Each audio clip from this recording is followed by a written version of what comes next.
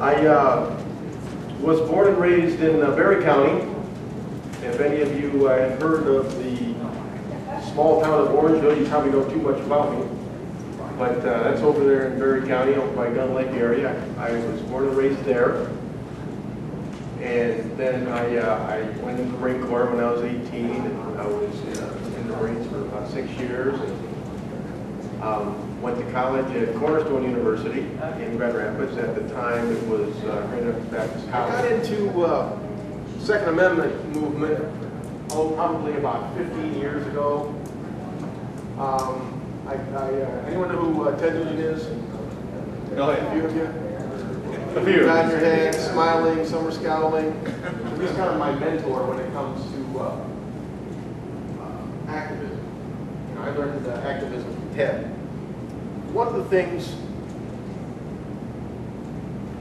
about Ted Nugent, whether you love him or you hate him, because you're going to do one or the other. Nobody. There's not a whole lot of middle ground with him. Is you always know where you stand, whether you want to know or not. He's going to tell you. And I can appreciate that because I'm kind of a straight shooter. And I like to know what people think about me. I like to know where I am. And one of the things that I've noticed with Ted is I've never seen him lose an argument with an anti-gunner. And I probably never will. And I think one of the biggest reasons that is because he really doesn't care what other people think about him. He could not care less. He already knows that the anti-gunners hate him. So it's not that big a deal. And so he goes into it knowing that. And so he just says what's on his mind. And I kind of like that. And I wish that the rest of us could be more like that. I wish that we could siphon off about 10 gallons of his blood and give everybody just a drop or two of testosterone and get a little bit of courage, a little thing called political correctness. And I don't think it's just Republicans and conservatives that are getting sick of it. I think Democrats are getting sick of it too.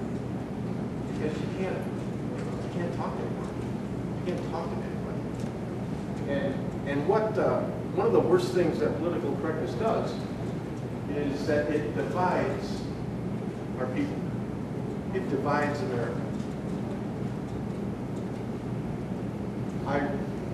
Case in point, I did an interview about 2 weeks ago with a guy from Washington, D.C. He's got a website called Black Man with a Gun. And he emailed me and asked me if I'd be on a show. And I went to his website, started reading about him. And I thought, Black Man with a Gun, I've got to be on that show. So I did. I called up and we started talking. And boy, it turned out we had a lot in common. He's a Marine Corps veteran, so am I. He's a Christian, so am I. In fact, he's a brother. And, he's a CCW instructor, like myself. We had a lot in common. And we just hit it off really well. And we did the interview, about 20 minutes long. You can go to blackmanwithagun.com and listen to that interview. It went pretty good. But, we got off tape and we were just talking one-on-one on cell phones. And I said, Ken Blanchard, I said, we were talking about political correctness. I said, Ken, what am I supposed to call you? He said, you're a black man. But no, I'm not supposed to call you that because I'm supposed to call you an African American. But it takes too long to say that. And he said, yeah, it's a little crap, isn't it? I said, yeah, it is a little crap. And about political correctness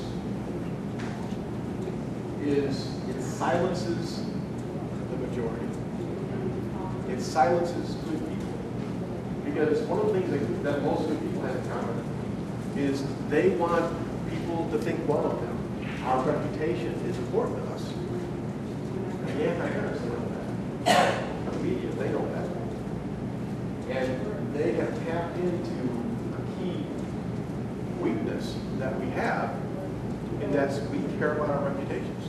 We care what people think about us, what they say about us, and with political correctness, it kind of only cuts one way. It cuts into us.